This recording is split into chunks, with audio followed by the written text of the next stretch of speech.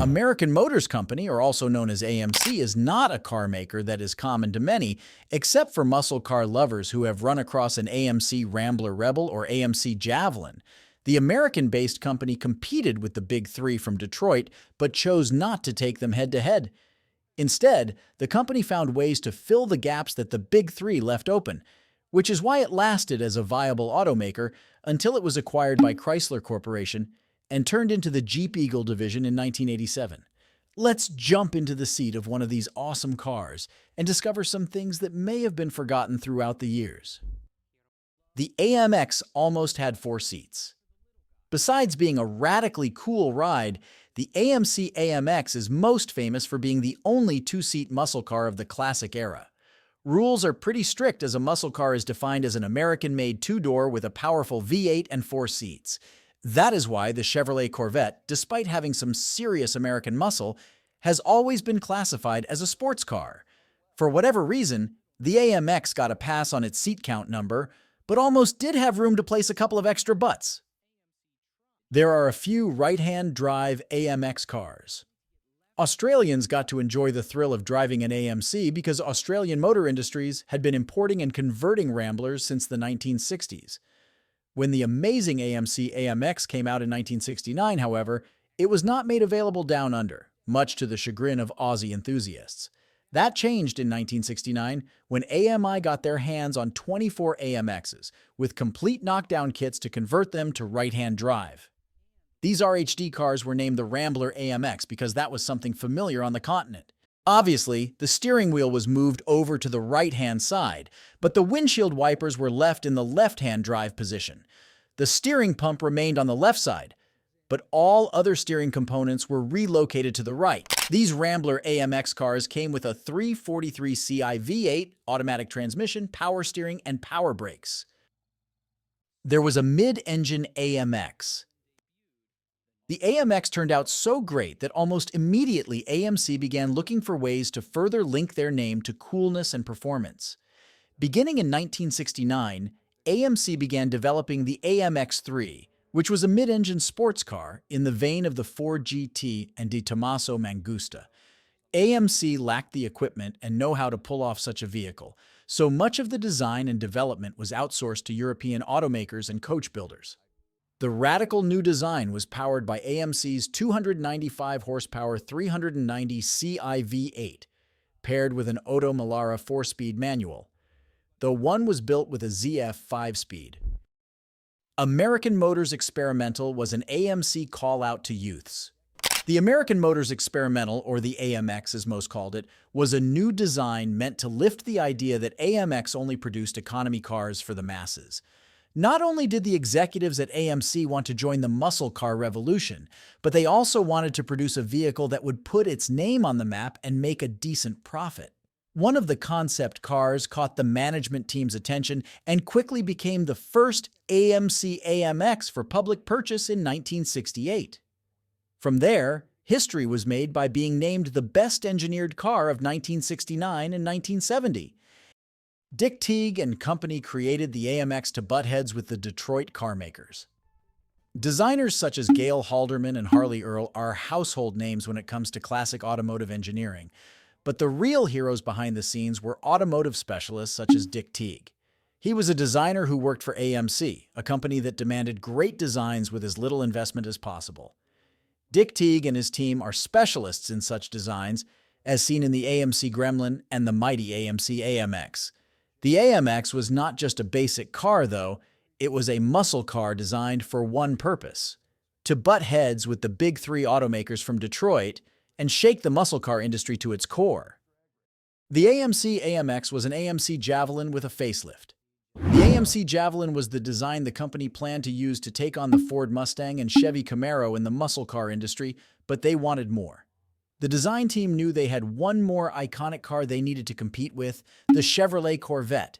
Since the Corvette was such a unique muscle car performance car, the design team came up with the AMC AMX in an attempt to take some of the markets away from Chevy. Since AMC was not a financial institution, they had to use what was already available. The designers took an already finished Javelin and made some simple changes to create the AMX. The new car was formed by changing the grille, the rear quarter panels, the hood, and the glass.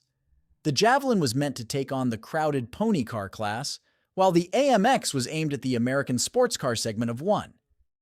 One of two American two-seat performance cars was the AMX. American muscle cars were what it was all about in the 60s and early 70s, but there were a few consumers who wanted performance as well as muscle. That is one area of the market that the Chevy Corvette had covered and controlled until the AMC AMX came onto the market. It was the only other two-seat sports car on the market designed and built by an American-based company. The price advantage went to the AMX because it was tagged at under $3,000, compared to the base-level Corvette that would run a buyer over $4,500. However, sales were not as good as expected because the advantage of reputation went to the already established Chevy Corvette. AMX was a muscle car that was also a sports car. The Javelin may have been one of the best-known AMC muscle cars at the time, but the AMX was no slouch when it came to straight-line races. The biggest engine available in the car was the AMC 390, which could produce up to 325 horsepower and 420 foot-pounds of torque, pushing the AMX down the quarter-mile track in just over 14 seconds. But the AMX was not only designed to compete from 0 to 60 miles per hour or on the quarter-mile track. It was also intended to compete on road courses, or as most from the era know, the nation's back roads. The AMC AMX was a muscle car at heart, but a sports car in design, making it the master of both worlds. The AMC 390 was underrated by almost 100 horsepower. Like most muscle car engines of the 60s and 70s, the AMC AMX 390 was underrated to ensure it could meet the requirements set by sanctioned racetracks, such as NHRA and NASCAR. AMC claimed that the 390 pushed out 325 horsepower, creating a way for them to attempt domination on the race circuits without having to decrease the actual power of the engine. Unfortunately for AMC, the other big-name racing car makers were doing the same thing, so the advantage did not go to them as much as they had hoped. Cheaper than the other muscle car models on the market. Even today, one thing that a car maker can do to secure some sales in the industry is to offer a competitive muscle car at a price that is less than the competition. AMC did not have a problem covering significant production costs because they used what they had on the shelves. AMC did not have to produce nearly as many platforms or components as the Big Three did, so the cost of production was lower than its rivals. This allowed them to place a sales price lower than the competition. The AMX was less than the Corvette by $1,500, the Mustang by a couple of hundred, the Camaro by almost $1,000, and the Charger by $600 or so. The AMX was dropped after 3 production years. Unfortunately for AMC, the AMX simply came too late in the muscle car era because things were changing. The rising cost of insurance coverage for muscle cars and increased fuel prices have made it hard for most average consumers to own a good performance car. To top it off, the new emissions regulations that would be implemented basically killed the demand for the AMX before it even started.